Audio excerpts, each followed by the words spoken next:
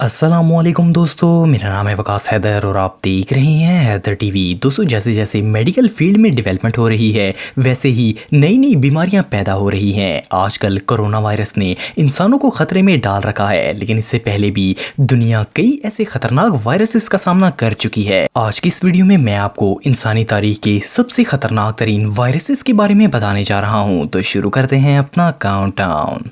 Subscribe करें Haider TV को और बेल आइकन को दबाएं इंफॉर्मेटिव वीडियो सबसे पहले देखने के लिए।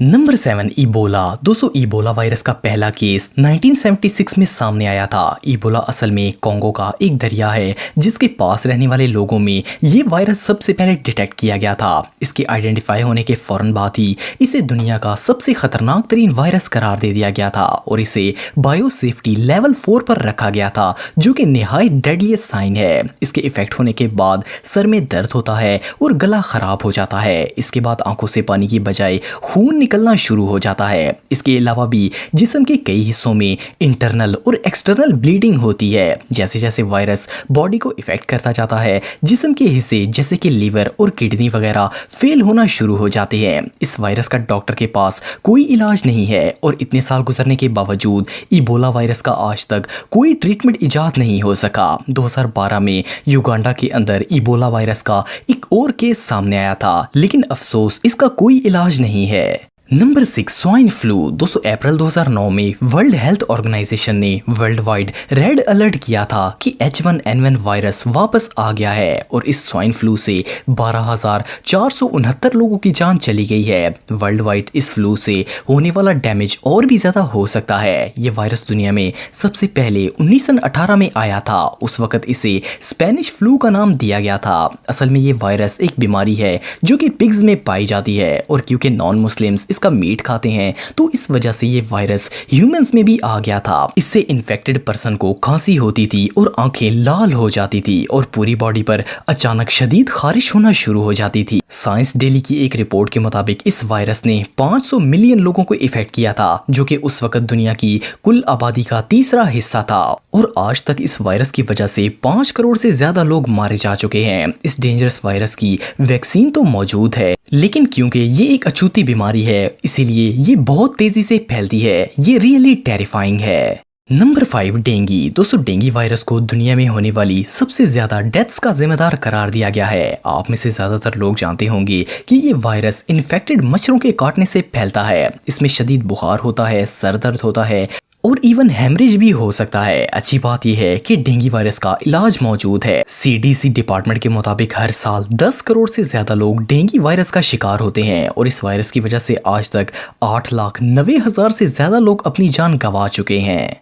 Number 4, corona virus. दोस्तों, आप सबने कोरोना वायरस के बारे में तो सुना होगा। इस वक्त सारी दुनिया ही इससे डरी हुई है। 31 दिसंबर 2019 को वर्ल्ड हेल्थ ऑर्गेनाइजेशन को रिपोर्ट मिली कि चाइना के यूहान सिटी में कई लोगों को नमूनिया हो रहा है और इनमें से जो वायरस मिला है वो दुनिया के किसी वायरस से मैच नहीं होता। 7 जनवरी 2020 में चाइनीज अथॉरिटीज ने कंफर्म कर दिया कि इन्होंने एक नया वायरस आइडेंटिफाई किया है। ये कोरोना वायरस फैमिली का ही एक हिस्सा है। इस वक्त वर्ल्ड हेल्थ ऑर्गेनाइजेशन और चाइनीज स्पेशलिस्ट मिलकर इस वायरस के मुतालिक रिसर्च कर रहे हैं। इस वायरस के मुतालिक फिलहाल तक कोई कंफर्म इंफॉर्मेशन नहीं है और ना ही इसका कोई इलाज है। शुरू में ये वायरस जब इफेक्ट करता है तो नज़ला, खांसी और बुखार होता है, लेकिन जैसे ही ये लंग्स की तरफ जाता है तो इंसान को नमूनिया हो जाता है। ये वायरस ज्यादातर बूढ़े लोगों पर इफेक्ट कर रहा है। अभी तक इसके 40,651 केसेस सामने आ चुके हैं, जिनमें से 910 की डेथ हो चुकी है।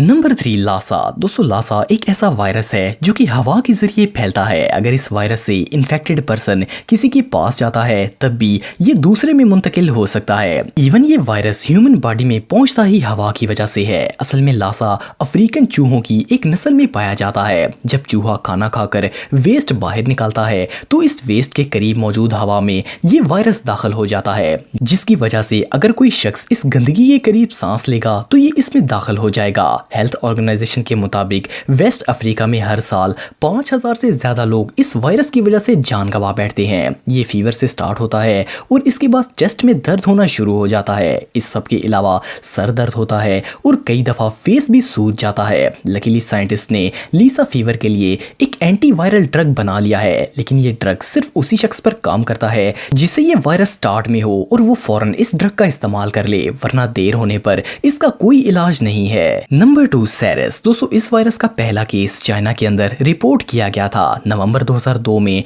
चाइना के गुआंगडोंग प्रोविंस में इस वायरस ने लोगों को इफेक्ट किया था और आप बिलीव नहीं करेंगे कि इस वायरस के आते ही ये चंद हफ्तों में 37 मुमालिक में फैल गया था। वर्ल्ड हेल्थ ऑर्गेनाइजेशन के मुताबिक इस वायरस ने 8096 लोगों को इफेक्ट किया था, जिसमें से 774 लोग मारे गए थे, जिनमें 349 लोग चाइना के थे और 299 लोग हांगकांग के थे। अनफॉर्चुनेटली इस वायरस का अभी तक कोई स्पेसिफिक इलाज नहीं है। जो लोग इससे बचे इनको सिर्फ मेडिकल फैसिलिटीज में नॉर्मल ट्रीटमेंट दिया गया था, लेकिन अभी भी यूके के अंदर इस वायरस की वैक्सीन पर रिसर्च चल रही है। Number 1 Marburg. दोस्तों, मार्बर्ग वायरस का पहला केस 1960 में सामने आया था। इस वायरस ने जर्मनी के शहर मार्बर्ग और फ्रैंकफर्ट को इफेक्ट किया था, इसलिए इसका नाम मार्बर्ग वायरस रखा गया था। ये वायरस इबोला की तरह ही बॉडी पर इफेक्ट करता है। 1998 से लेकर सन 2000 तक इस वायरस ने 155 लोगों को इफेक्ट किया, जिनमें से 128 लोग मारे गए।